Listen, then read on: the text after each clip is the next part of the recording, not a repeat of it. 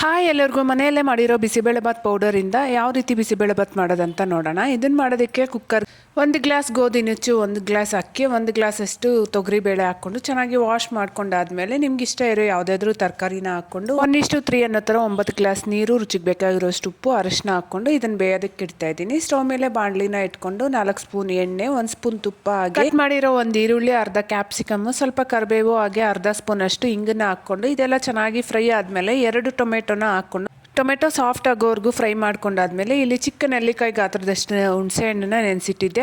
ಆ ಹುಣಸೆ ಹಣ್ಣಿನ ರಸ ಹಾಗೆ ಮನೆಯಲ್ಲೇ ಮಾಡಿರೋ ಬಿಸಿಬೇಳೆಬಾತ್ ಪೌಡರ್ನ ಹಾಕ್ಕೊಂಡು ಒಂದು ಕುದಿ ಕುದಿಸ್ಕೋಬೇಕು. ಬಿಸಿಬೇಳೆಬಾತ್ ಪೌಡರ್ ರೆಸಿಪಿನ ನಾಳೆ ವಿಡಿಯೋದಲ್ಲಿ ಅಪ್ಲೋಡ್ ಮಾಡ್ತೀನಿ. ಹಾಗೆ 1 ಸ್ಪೂನ್ ಅಷ್ಟು ಬೆಲ್ಲ, ರುಚಿಗೆ ಬೇಕಾಗಿರೋಷ್ಟು ಉಪ್ಪನ್ನ ಸಹ ಹಾಕ್ಕೊಂಡು ಇದೆಲ್ಲ ಎಣ್ಣೆ ಬಿಟ್ಟಾದ್ಮೇಲೆ ಬೇಯಿಸಿಟ್ಟಿರೋ ಅನ್ನ ತರಕಾರಿನ ಹಾಕ್ಕೊಂಡು ಚೆನ್ನಾಗಿ ಮಿಕ್ಸ್ ಮಾಡ್ಕೊಂಡು ಒಂದು ಕುದಿ ಕುದಿಸ್ಕೊಂಡ್ರೆ ಬಿಸಿಬೇಳೆಬಾತ್ ರೆಡಿ. ಮಿಕ್ಸ್ ಮಾಡದೆ ಪೌಡರ್ನ ಮಾಡಿ ಒಂದ್ಸರಿ ಟ್ರೈ ಮಾಡಿ, ಮತ್ತೆ ಮಾಡ್ತೀರಾ, ಅಷ್ಟು ಚೆನ್ನಾಗಿತ್ತು ಮಾತ್ರ. ಇಷ್ಟ ಆಗಿದ್ರೆ ವಿಡಿಯೋನ ಲೈಕ್ ಮಾಡಿ.